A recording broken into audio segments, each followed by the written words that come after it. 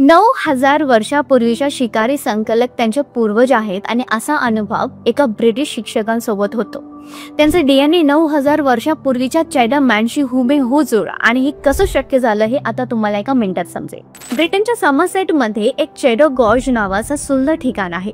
1903 मध्ये इथे एका गुहेत एक सांगाडा सापडला। हा सांगाडा 9,000 वर्षापूर्वीच्या एका शिकारी संकलकाचा होता।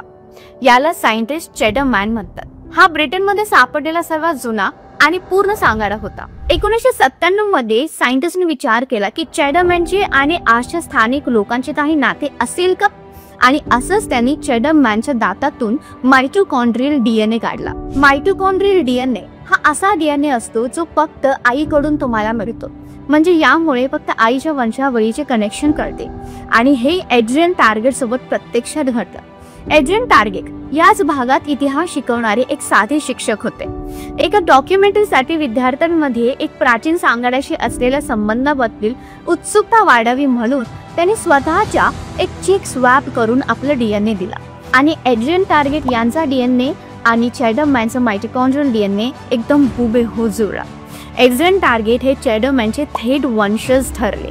त्यांचे 300 पिढ्यांचे अंतर होते।